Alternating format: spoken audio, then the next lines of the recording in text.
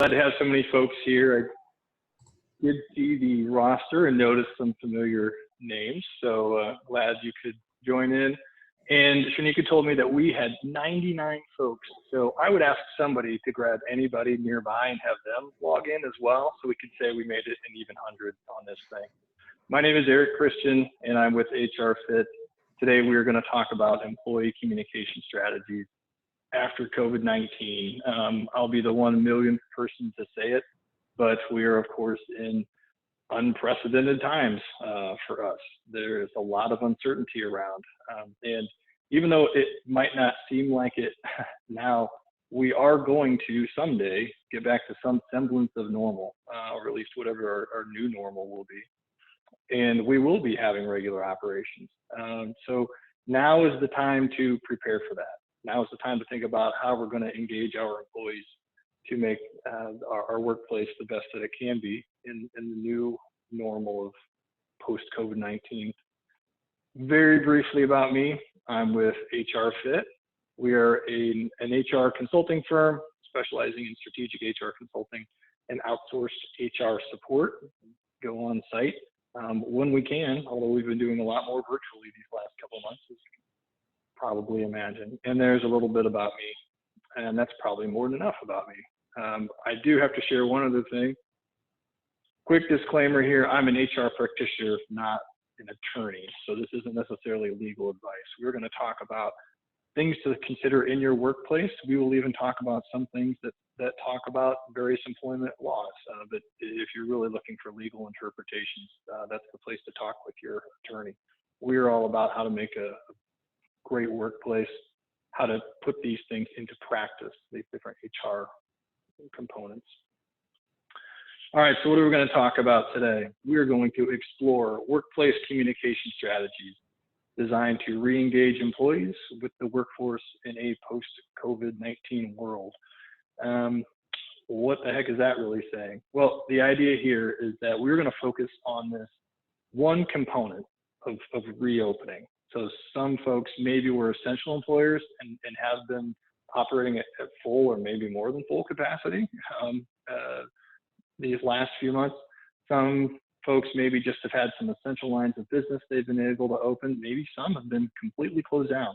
So we're all coming at this from different angles. But at some point when we start to come back into really working with our folks again and reopening, we're going to have to interact with our employees a little bit differently than we did. And so we're trying to give you some different insights here, some things to think about as we do that. A few assumptions that we should make from the outset. So this is a big topic, this notion of COVID-19 in the workplace. So there are a lot of different ways that we could go with this. But in talking with the chamber and Shanika and I were chatting, what do we think might be something that would best benefit employers? We thought, let's take this one piece of it about employee communications. So there's a lot of discussion going on right now about whether somebody should reopen, can they reopen, the implications of that. We're not going to necessarily deal with that today. We're going to assume that the employer is in a place where they're permitted to reopen. Okay, so you're clear for your industry, your line of business, whatever it is, and you're able to go forward. We're also going to assume that you've developed proper safety protocols. Again, maybe they're industry specific for you, but you've got those in place and you've kind of done that due diligence already. All right. Again, that's a whole nother topic we could spend a lot of time on, but today we're going to assume that piece has happened. We're also going to assume that you've done the due diligence of thinking about who is coming back and why. So, and by who, I mean both the positions and specifically who would go into those positions, because there's a lot of careful consideration that needs to go into that. Should be thinking about how are we going to do business once we reopen? Is it going to look the same as it did? If not, why not? And who's going to do that work? And if not everyone's going to come back, what are the business related factors for determining which people come back and which don't? So again, that's a discussion for another time, but we're going to assume that the employer has gone through those particular steps already. And now they're ready to reopen and bring people back. So what are we going to talk about here over the next hour or so? Well, I'm going to start with discussing some components of effective communication in action. What does that really look like? We should have a basic understanding of some of these fundamentals because that starts to frame up our more COVID-specific components. So we'll talk about effective communication in action, and then this notion of managing the message. What does that really mean? And then we'll start to apply those things to COVID-19 specific issues. And of course, we'll leave time for Q&A at the end. As Shanika said, go ahead and use that chat function if you'd like. That's the best way to get those questions out there. Okay, some very, very basic stuff. Everybody knows this. We've got two basic types of communication, verbal and nonverbal. So verbal communication is the sharing of information through words. I think people usually think of verbal communication as the spoken word, which it certainly is, but it also has to do with written words. So we should be thinking carefully about the words that we're going to use. But we also need to remember the importance of nonverbal communication. Of course, there's other ways to share information. Facial expressions, eye contact, posture and body language, the tone of voice you use of physical space, all these things are also sending communication while you're talking, while you're presenting a message, what have you. An important thing to remember is that people are designed to believe nonverbal communication over verbal communication. So if I say, it's great to see you, you probably believe me. If I say, it's great to see you, you probably don't. You're probably wondering where that's coming from, right? So it's a very basic level for us to understand some of the difference there. In other words, it's a lot like your mom told you. Actions speak louder than words. People are going to key in on those nonverbal cues. All right, so that's one fundamental component of communication that we need to keep in front of us. Now, as leaders in our organizations, especially, here's another thing for us to remember: this notion of the reciprocity principle of communication. What is that? Social norm in which people respond to a social interaction in a manner similar to the way the interaction was presented. So if I come at someone in a negative way, the odds that they are going to respond to me negatively are very, very good.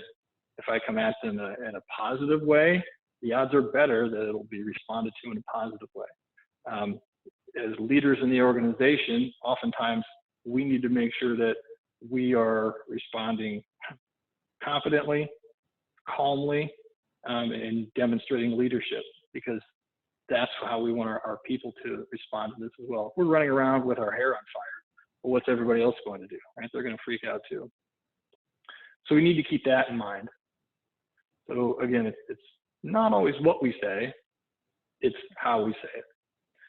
These are really, really important concepts for us to think about in terms of communicating in this post-COVID world, because we got to think about the impact that we are going to have on our workplace.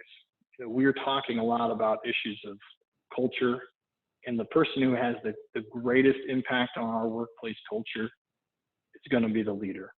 And I'm going to use leader kind of generically here, because I know we've got folks from, you know, kind of all walks of life doing many different things. You know, maybe you're the business owner, maybe you're an executive leadership, maybe you're a supervisor or a line leader or an employee that people look to. But those are all kind of leaders in the organization. And those are the folks who really are starting to set the tone. And that is so important, this notion of setting the tone, setting and maintaining expectations. You know, I get to work with a lot of different employers and see a lot of different ways that people lead. And what it tends to boil down to me is that the single most important thing that a leader is doing is setting and maintaining expectations for the employees. Expectations both of what the employer expects of the employee, but then what the employee can expect of the leader, okay? So we are setting expectations for performance and behavior. This is how something's got to get done. This is how you're going to interact with people. This is how we treat each other here. This is how we treat the customer. And you're letting them know that. And it's always kind of surprising to me how often that kind of expectation setting doesn't happen, and people will just assume, leaders will assume that employees will act in a certain way, and then they're surprised or upset when the employee doesn't. Well, the leader really needs to be setting the tone and setting the expectations of this is what we want to see. And at the same time, the employee is watching the leader. The employee is thinking about, what can I expect of this person? How are they going to behave? They're watching how the leader interacts with employees, with other managers, customers, what have you, and they're taking cues from that away.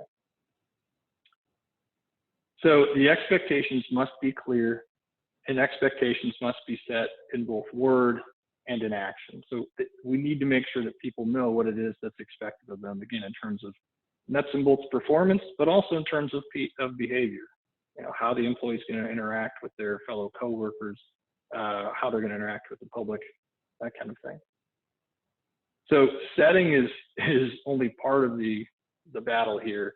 Maintaining those expectations is where the real work happens. Okay, we can tell them what to do, but the harder part is if that doesn't happen, then what do we do? And we got to maintain that through accountability, both for the employee and the employer. Right, the employee needs to be reminded of the standards. They need to be corrected where they're not following through on the expectations that the employer has for them. But the employer also, that leader also needs to make sure that they are holding themselves accountable to the same standards, and that they are making sure that they are following through on those standards. A couple of ways to think about that: behavior modeling and behavior reinforcing. So behavior modeling, you can think of it as the leader's behavior. What is the leader doing to demonstrate how everyone should act? So if we're saying that everybody should be calm, then like that example I used a little while ago, the leader needs to be calm. If the leader is freaking out, then it gives license to everybody else to freak out. And now everyone's anxious, and this is the time where we need as little anxiety as possible. So behavior modeling is how the leader behaves. Behavior reinforcing is going to be that employee behavior that's either encouraged or discouraged by the leader. And a great example is personal protective equipment, right? Everybody should be wearing masks right now. If you're in a workplace and the employees are told to wear masks, and the employer, the leader walks by and somebody's not wearing the mask and the leader just keeps walking, well, what did they really just say? They said, don't worry about it. It doesn't matter. These aren't important. But if the leader stops and says, hey, pull that mask up for me, now they've just told the employee what it is that they need to do. Even better is if somebody's wearing the mask and they take a moment to say, hey, I've noticed you always have this on as you're supposed to, and I want to let you know that we appreciate that because that's helping keep everybody safe. That's positive reinforcement, and that's an even better way to do it. So we could do all kinds of trainings and discussions on that, but I wanted to have this portion at the beginning to really frame up what we're talking about in terms of setting the tone. And these leaders need to set and maintain those expectations all the way through. And this preparation piece is so important when it comes to effective communication. So let's start talking about managing the message. What do we really mean by that? I think a good way to consider it is intentionally communicating. We should be thinking about what it is that we want to say. We should be thinking about what it is that we're trying to get across to our employees. Because number one, that's good business practice, right? I just said we should be setting and maintaining expectations. We should be clear in what it is that we expect of them and they can expect of us. Secondly, that's going to help us down the road with our COVID compliance, so to speak, of making sure that we've got a plan in place and that plan is actually being executed. We need to intentionally think about how we're going to communicate that to our employees. So we'd be intentionally communicating. We're going to look to reinforce that message wherever possible. All right, so it's not just a one and done. We can't just post a memo and say, got it, check that off the list. This needs to be happening in multiple ways and at multiple times. And it can start to be a little overwhelming as you think about, geez, I have to craft all this, I have to think about all these things, I have to make all this time. But I would say it's not really so much more work as it is different work. You're already communicating with your employees.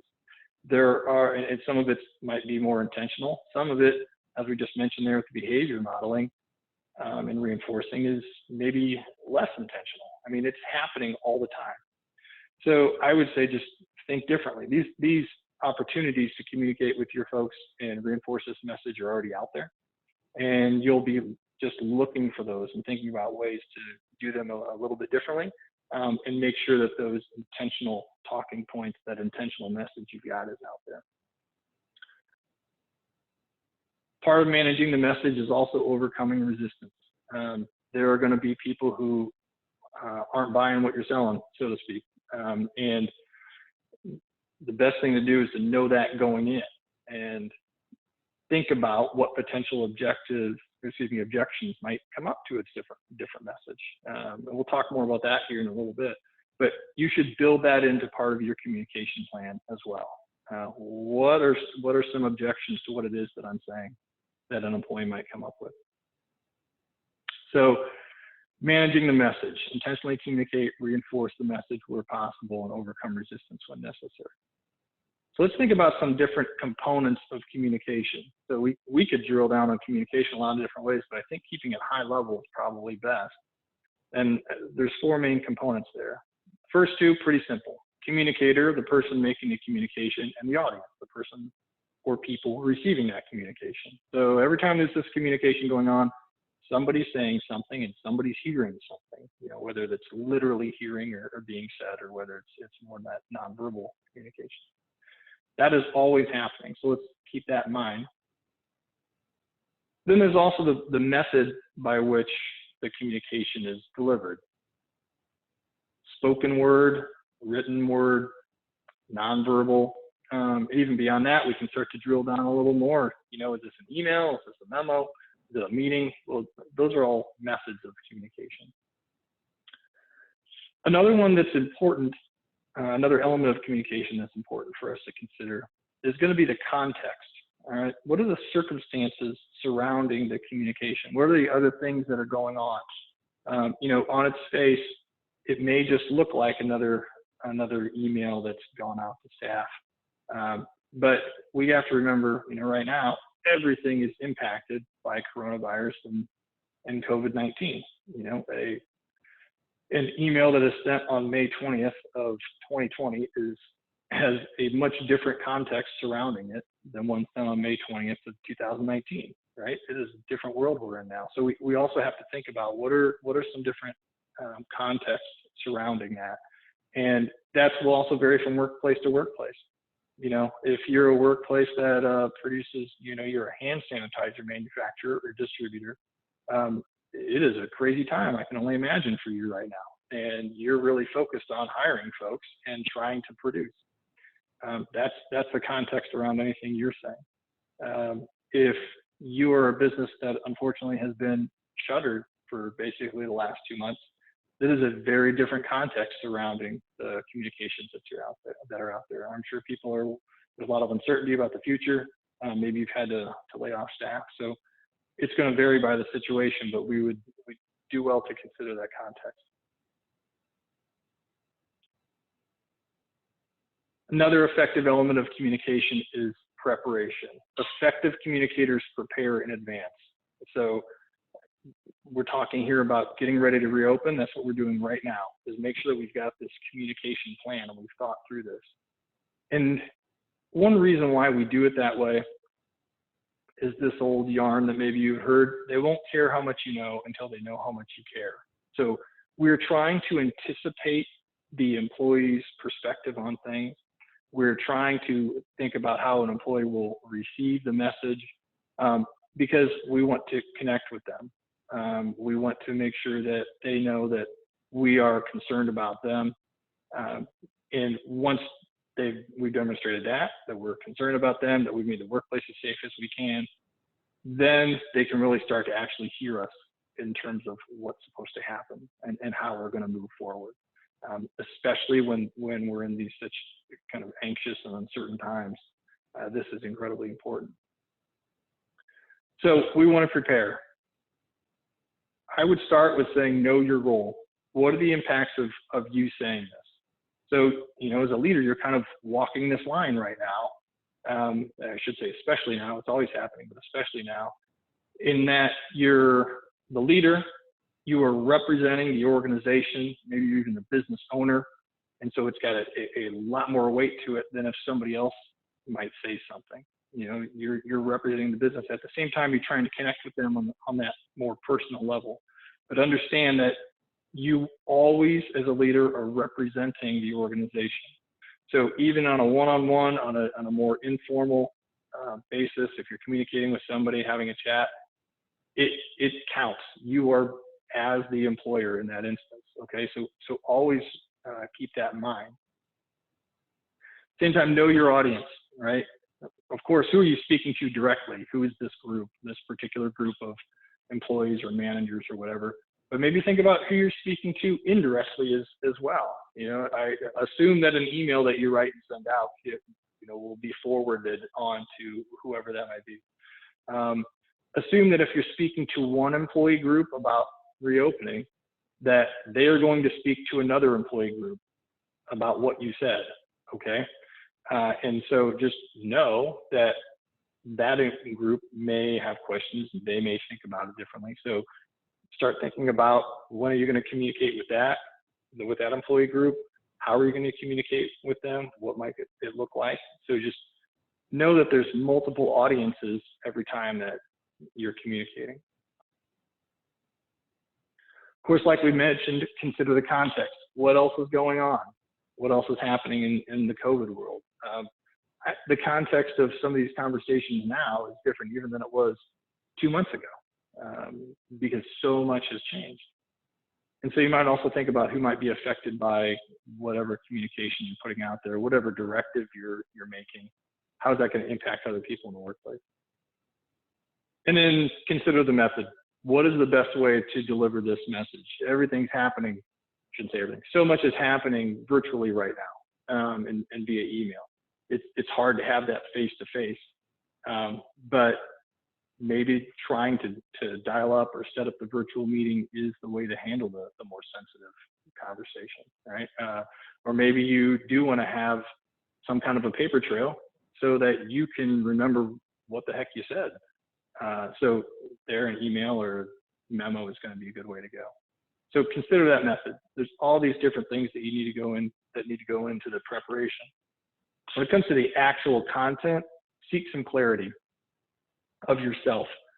Boil it down to, what is your message? What am I trying to say? What am I trying to accomplish here? Think then, is it accurate? We don't want to be saying anything that certainly not untruthful, but maybe unintentionally inaccurate.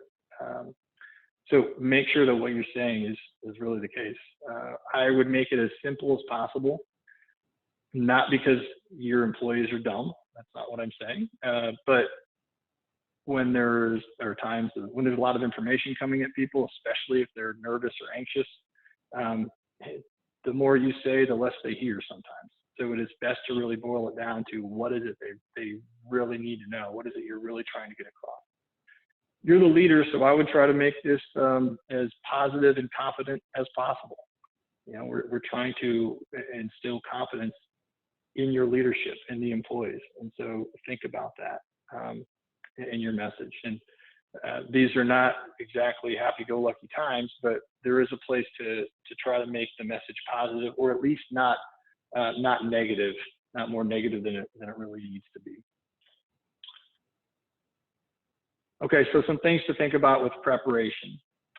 Let's also think about what tools you might use. How do we get this out there? So there's not a single communication tool that's best suited for every workplace instance or every communicator or what have you.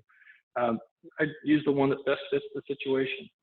So meetings are tricky now, right? I think I've been on more virtual meetings in the past 2 months than probably the previous 2 years. Town hall discussions might be good once you're able to actually get everybody back. Of course, those need to be socially distant. So are you able to really have those? But that can be a good forum to get employees' feedback on what's going on, what they think. Of course, emails, formal memos, whatever. There's different apps out there or software that people might be using. Slack is one to come to mind. It comes to mind that people might use in the workplace. There's a host of others where you're able to just quickly send kind of chat type information or other things. So again, there's lots of ways to do this. I would just say pick the one that works for the situation and for that employee group. Not everybody is as well versed in these different software areas. Line employees may not have access, probably don't have access to emails. That might be a place where you've got to gather them around or post a notice on the bulletin board, that kind of thing. Feedback loops. So this is another important component of the effective communication and something I'd be thinking about, especially now. What is a feedback loop? Well, it's a way to get feedback from your staff. How's it work? You send the info, you get their feedback, you consider their feedback and adjust as necessary. All right, so here's our little loop. This is important because that communication shouldn't just be one way, especially now. I would be encouraging employees to get us their feedback on what's going on in the workplace. Number of ways to do that. It could be through some of those channels I just mentioned, maybe some software channels. Maybe you have a bulletin board, maybe you have a comment box that you drop in there. Maybe you have some of those town halls. Maybe it's a one-on-one where you drop by. Any number of ways to do this, but I'd be looking for ways to build in those feedback loops so that you can really hear what it is that an employee is concerned about, so you can adjust accordingly. All right, so we're back to managing the message. We should be intentionally communicating, reinforcing that message where possible, and then overcoming some resistance when necessary. Let's start talking about COVID-19 specific. What are some things that we need to be thinking about? So I started out talking about how important it was that we are setting the tone. We're setting and maintaining the expectations. We know that employees are looking to us for leadership. They're going to follow our example, right? And then we just started to talk about how we might actually craft and manage that message. What are the real components that go into that? Now we're going to move into crafting a message around COVID-19 specific items. What are some things that we need to be concerned about? Well, number one, we're going to go through those same components I just did. I mean, it's an incredibly important message that we're crafting. These are crazy times, but the fundamentals are still going to apply when it comes to our communication. If you think about our content overall, you should think about the audience who's hearing us, what method we're going to use, and what context is out there. I would say in terms of a COVID-related message, what we're trying to do now is develop a communication strategy that balances strong leadership with those employee concerns. So this is a tricky time, especially for managers, because I'm sure employees are concerned. We'll talk about what some of those might be here in just a second. They're anxious, they're freaked out, and we can understand that. At the same time, we've got to keep things rolling. We've got to keep our business going. We've got to keep our operations moving. And sometimes that takes a stronger message. So we're going to try to balance that. Here's some components that you might consider to include in that message. Leadership has a plan to keep operations running, right? We've thought through this. Here's what we've done so far. Here's what's going to happen going forward. And exactly what details you share are going to vary by employee group and your business and whatever it might be. But we're trying to instill in them that, look, we've got this. We've got a plan to keep this rolling.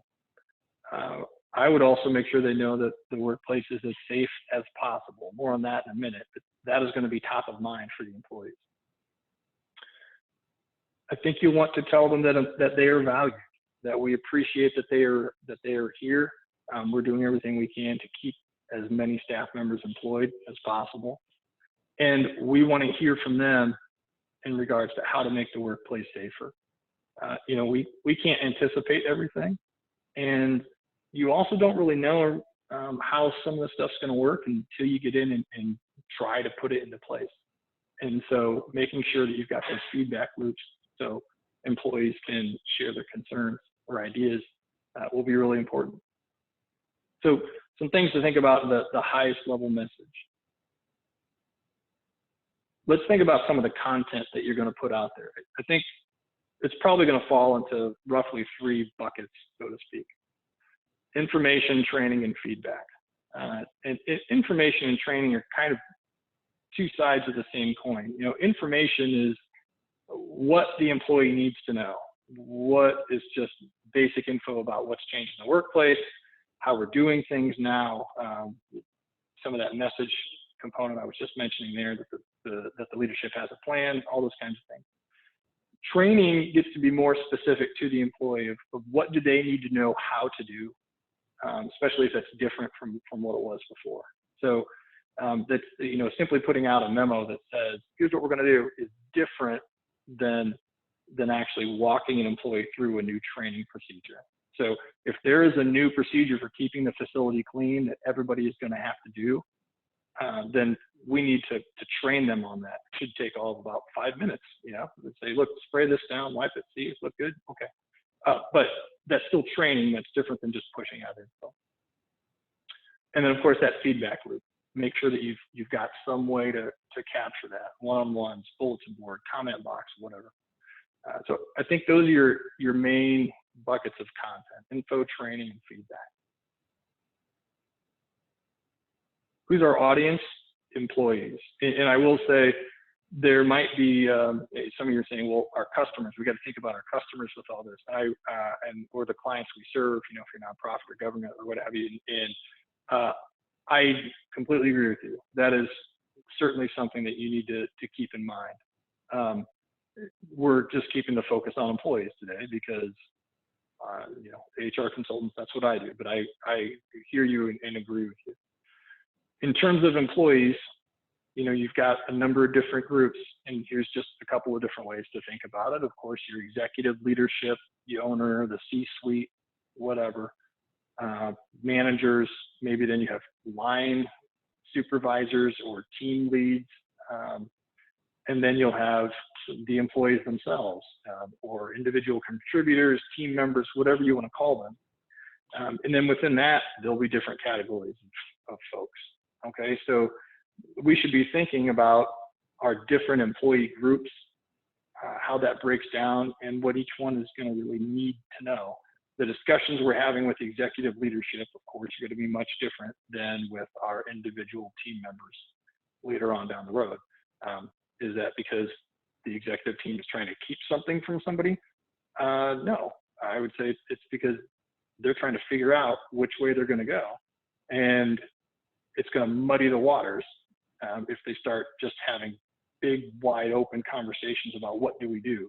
The time to start pulling in the staff is when the executive leadership has a plan in place, and then they can say, here's what's going to happen.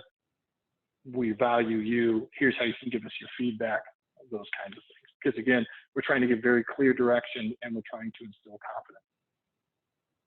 So know that your audiences are going to be a little bit different.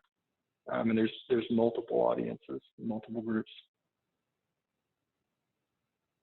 When you're pushing your message out there, what's the method? Well, like we were talking about with some of those tools before, there's lots of different ways that you could do this. And you'll just need to pick the one that fits your business, that fits your particular employee group that you're speaking with, and the message that you're trying to get across. We said the other thing we need to consider is the context. So what's some of the context that's floating out there? And here's just a few of the more prevalent ones. I'm sure you can think of others. The general COVID-19 restrictions that are out there, you know, wearing a mask, not wearing a mask. There's, you know, the governor's reopening plan that's got different phases. Well, we're in a certain phase now, and we're on track to hopefully move into another phase in a matter of days or weeks. And so the message that you have right now in the context could be different in a few days, depending upon which phase we're in, right? So that all plays into the context that's going around. Certainly fear and uncertainty.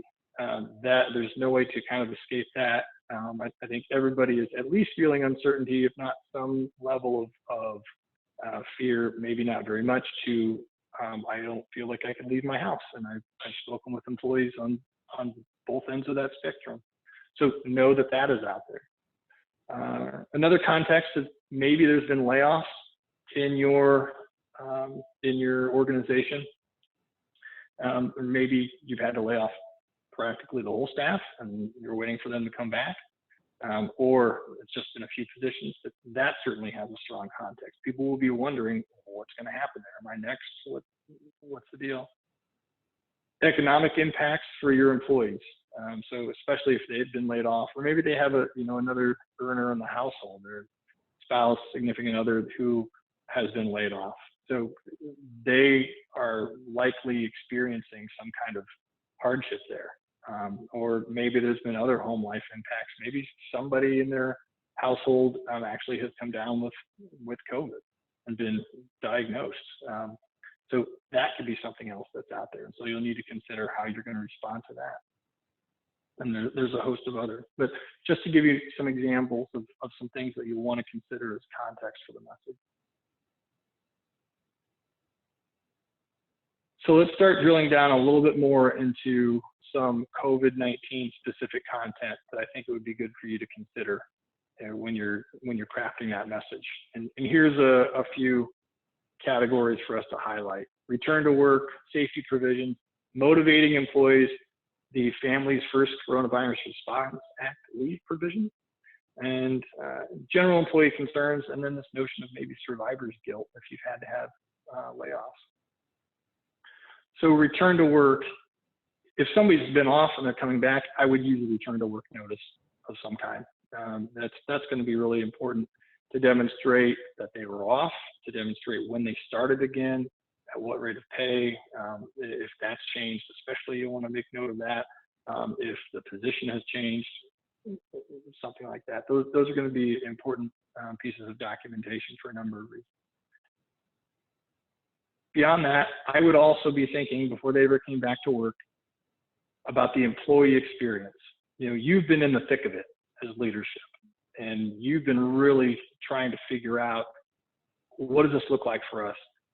You've been through this the last couple months where things have changed day to day or hour to hour.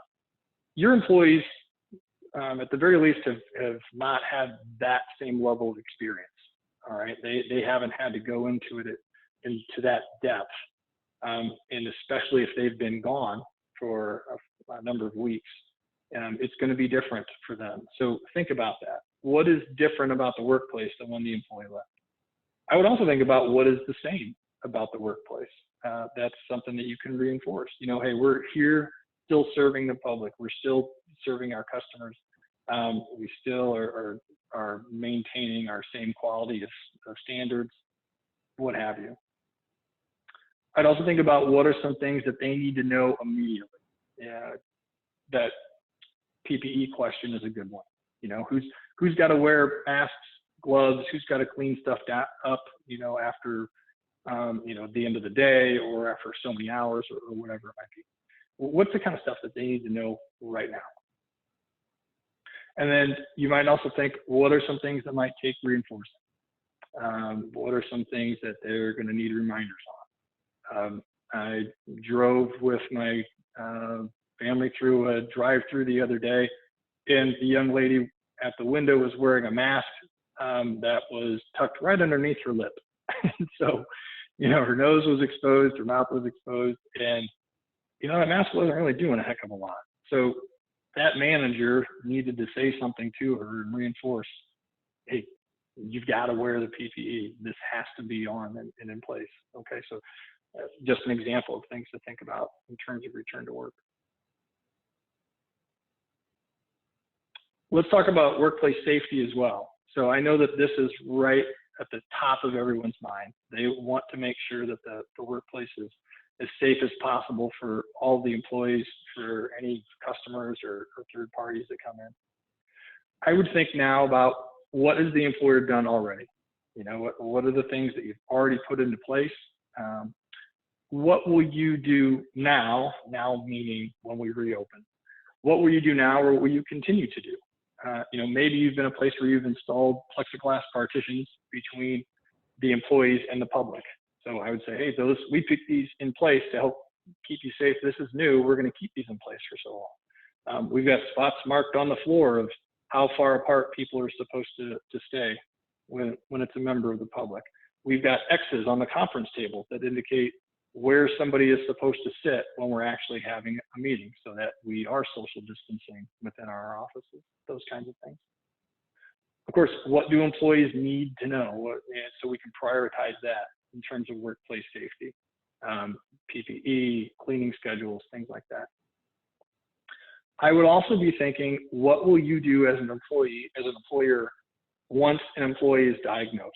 And I would treat it as an assumption that someone will be diagnosed with COVID at some point. I think practically that's probably very likely.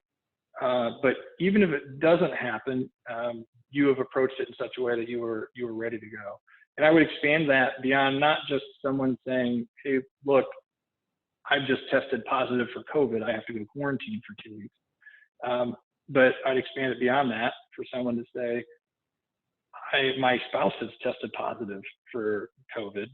And so now I've been exposed, and now I need to be quarantined for 2 weeks. So think about how you're going to handle it right then in that moment with that employee, but also think about how you're going to make sure that anyone that they had potentially exposed to the virus in the workplace is kept safe, how you're going to handle those situations. And then of course, there's just the work. You know, that person's just been taken out of production for 2 weeks. What are you going to do in that instance? How will that work?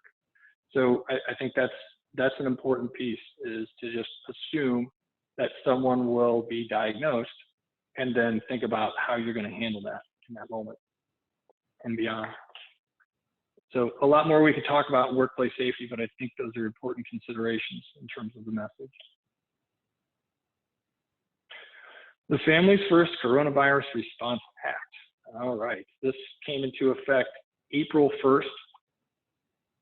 Two major components: emergency sick leave and expanded FMLA. I've included some links there that I think are really beneficial. These are all from the U.S. Department of Labor. This is a federal law that's providing sick leave and extended FMLA leave for reasons connected to COVID-19 and the coronavirus. It applies to employers with fewer than 500 employees.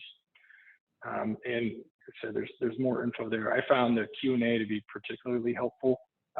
Employers are required to post that posting from the U.S. Department of Labor in the workplace, along with their other workplace posters. We could talk for a long time about emergency sick leave and expanded FMLA. I wanted to make sure that people were aware of it, because I think especially if you're an employer who has been closed for a while, this may not be something that's even on your radar. But when employees come back, they will be considering that. I mean, some people may have even heard about this and have questions for you and say, I want to take this type of leave.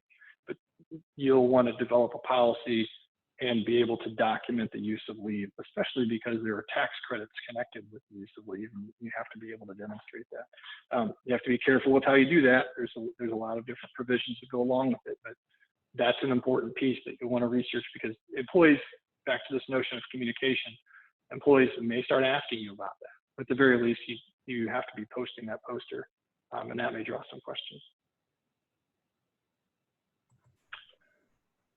Employee concerns. So there are a number of things that we need to be aware of. These are just some of the basic ones that I've been seeing from a lot of our clients. Number one, people just talking about being scared about coming back to the workplace. You know, what does that mean? And of course, we can understand that. Also know though that as an employer, just because someone's scared doesn't mean that they don't have to come into work. That's why it's so important that we're doing all we can in terms of safety, and that we're demonstrating that we've got a safe workplace, that we're disinfecting and then we're cleaning on a regular basis, and we've got these other PPE measures in place so that the workplace is as safe as possible. But simply being scared isn't a reason that an employee can't come into work. I will say though, if somebody is scared because they are medically vulnerable, our third bullet point, they have an underlying health condition and a note from their doctor, well, that's different, right? Now there's a medical reason why we need to consider why they wouldn't be to work, and that starts to tie into that family's first leave that we just mentioned, and the ADA, and a host of other things to consider. But that's different than just simply being scared. There's going to be uncertainty in the world in general, but there's probably uncertainty around your business, especially if you've had to have layoffs or reduced schedules or things like that. So know that employees are going to be thinking about that, and you'll want to provide as much certainty as you can without overpromising. I think is important.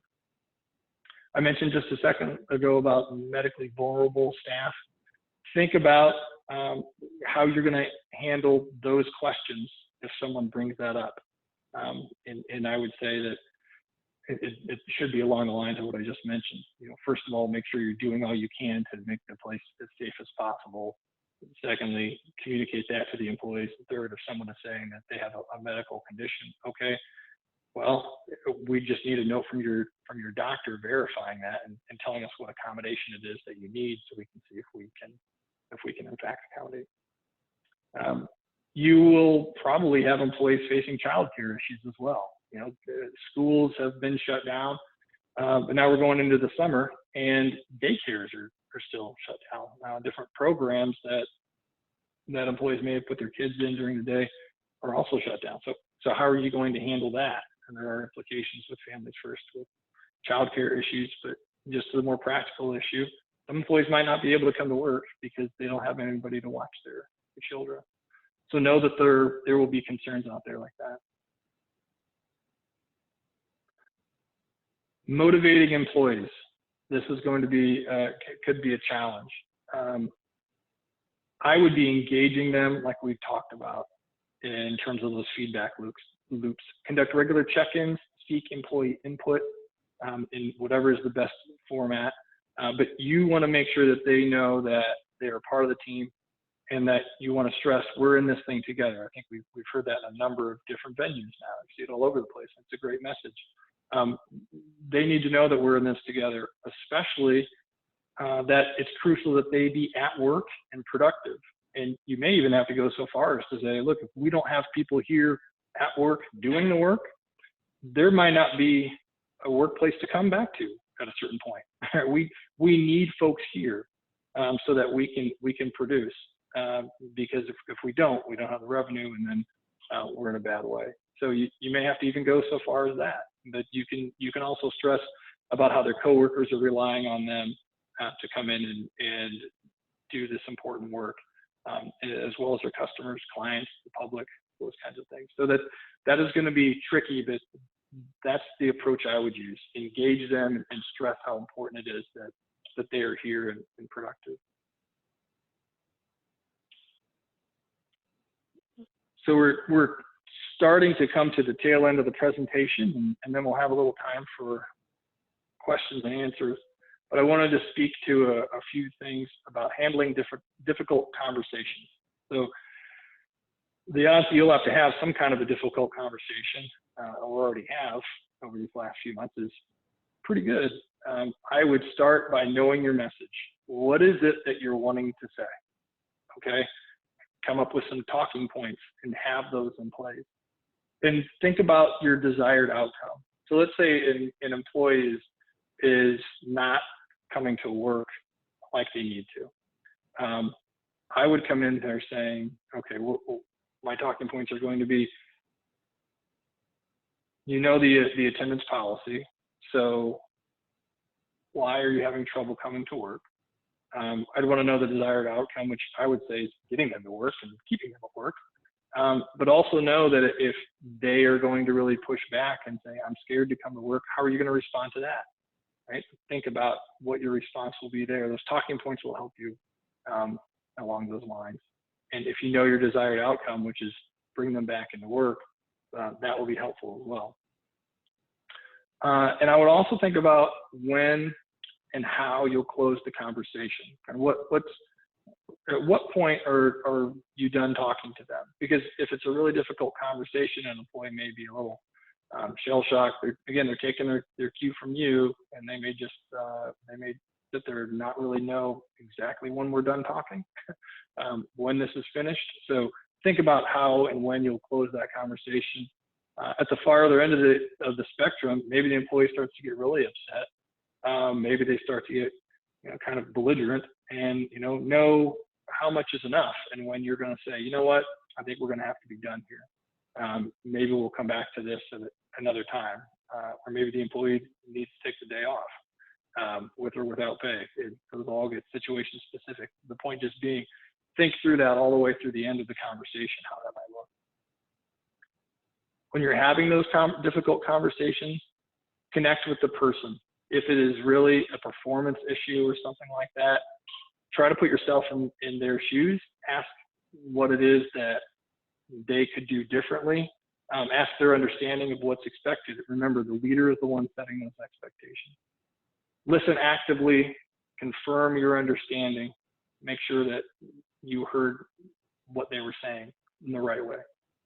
I'd go ahead and acknowledge their feelings in that. If somebody is very upset, and say, I can see that you're upset. I can understand that.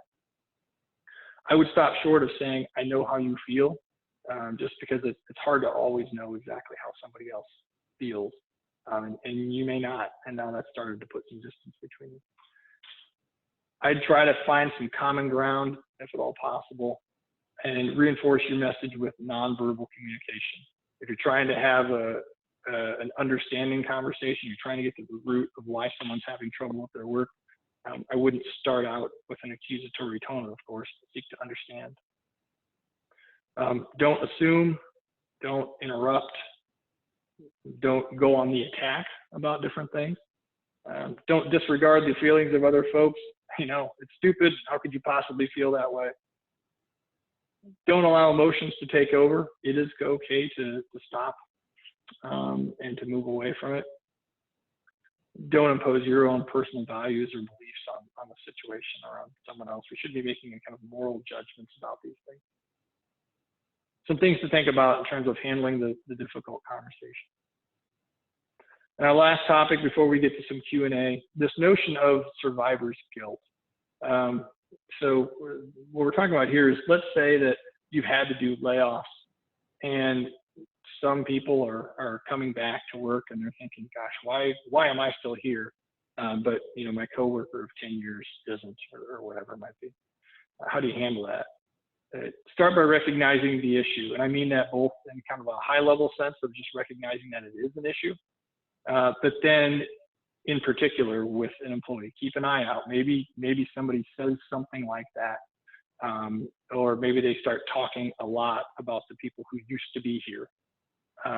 So know that might be a place where you need to have a conversation. I would try to empathize with them and say, like, I'm trying to understand how it is that you're feeling here, and use all those things I just talked about with handling the difficult conversation. What I'm hearing you say is that it's hard for you now because your coworker's gone, and that the place is different. Is that accurate? So I could understand how that could be the case. I would also speak the truth to them about what the world looks like now. I wouldn't say things like, it's all going to go back to just like it was. I'm really hoping we can have the coworkers back here any day now. That would be great. I think even kind of hedging that way, you're starting to create an expectation that's kind of just around the corner. I would say something more along the lines of, this is a difficult time for everybody. And I know that We would like to have them back, but I just can't say that that's something that's going to happen anytime soon. We'll bring folks back as we're able. But right now, we need to start focusing on serving the folks that we have, and I'm glad you're really here, that you care so much about our work and our workplace.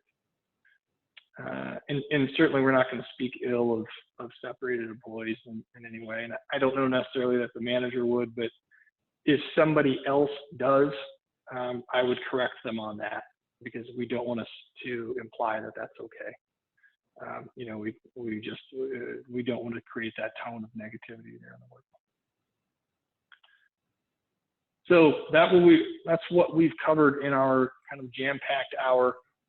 Effective communication and action, how to manage that message, and some COVID-19 specific things to consider. We'll move into our question and answer in these last few minutes. Somebody had asked, the FFCRA is just for employers with 500 employees or less. That's correct. The law that is in place right now. There's guidance out there on the U.S. Department of Labor website relative to how you count 500 employees.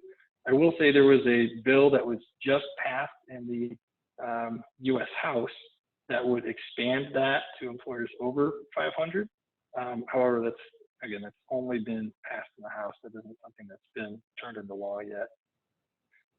We also had a few other questions around that were sent in previously around how you can best balance empathy and a call to productivity in the internal communications. And I think that is right on point with what we're talking about here. You know, back to that motivation slide that we were talking about. I think if you're focusing on this notion of we've done everything we can to make this safe. Thank you for being here. You are incredibly important.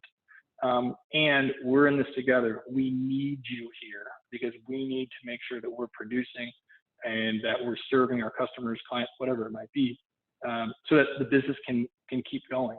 And I think starting by sending that message early is important because, number one, we want it to work. But then the second piece of that is that if somebody isn't really complying with that, somebody isn't really assuming the responsibilities they should, we'll be able to refer back to that and say, remember what we said about this. We really need you here. This is incredibly important. So I need you to step it up. I need you to make sure that you're engaged here. And so you're really setting the tone for everybody, and it gives you something to fall back on if you need in the future. So we're coming right up on our hour here, so I think I will wrap it up. I don't see any other questions that are out there, so I will sign off. And before I turn it back over to Sharnika, I will say thank you so much, everyone, for taking the time today. Best of luck as you reopen and as you navigate through this. We've got good people trying to do their best out there and do good things. And I think by participating today, you're demonstrating that. So all the best, stay well. Well, thank you, Erik. Thank you for all this great information. If we don't have any further questions, I'd like to thank you all for joining us. We will send out a follow-up email with a link to this recording. I know I've been asked via email by some people for that. And if you have any topics that you would like to see the Peoria Chamber cover, please feel free to send me an email and we can look forward to scheduling a webinar for those. Thank you, everyone, and have a great day.